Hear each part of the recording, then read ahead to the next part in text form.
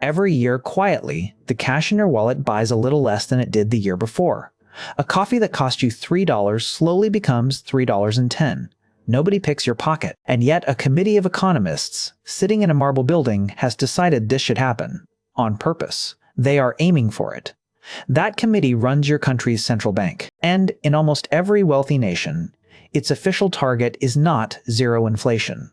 It is 2% a year. The Federal Reserve, the Bank of England, the European Central Bank, the Bank of Japan, all of them, roughly 2%. So here is the strange question. If stable prices are good, why not aim for prices that do not move at all? Why deliberately pick a number where your money loses value every single year? Start with what inflation actually is. Prices, on average, drifting upward. A little inflation means the same basket of groceries costs slightly more each year. Annoying. But now imagine the opposite. Imagine prices drifting down. That is called deflation, and it sounds wonderful. Everything gets cheaper. Who wouldn't want that? Here is the trap. If you know your new phone will be cheaper in 3 months, you wait. If everyone waits, shops don't sell. If shops don't sell, they cut jobs. People with fewer jobs spend even less. Prices fall further.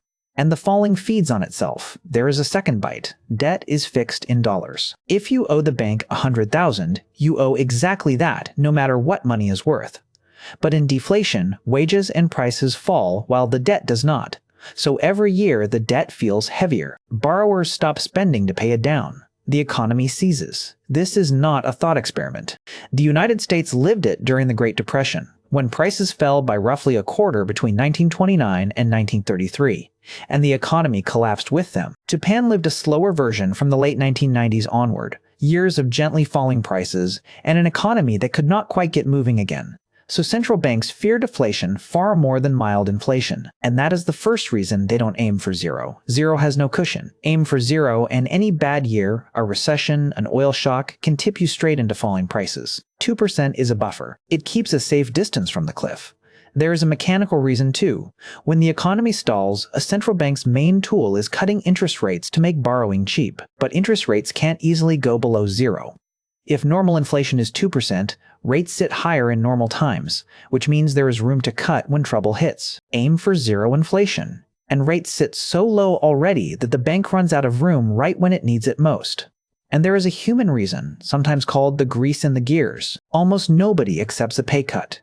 Even when a business genuinely needs to trim costs, workers resist a smaller number on the paycheck. But with a little inflation, a company can simply hold your pay flat while prices rise, and your wage quietly falls in real terms without anyone feeling robbed. Mild inflation lets the economy adjust without open conflict. There is even a measuring problem. The tools that track inflation tend to overstate it slightly, because they struggle to account for products getting better.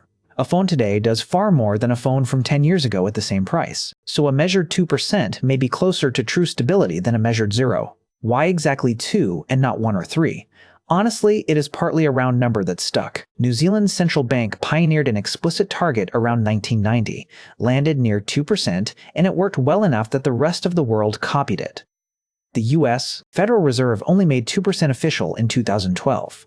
It is less a law of nature than a widely agreed compromise, high enough to stay clear of deflation, low enough that you mostly forget it is there. So go back to that coffee creeping from $3 to $3.10. It feels like your money is quietly leaking away.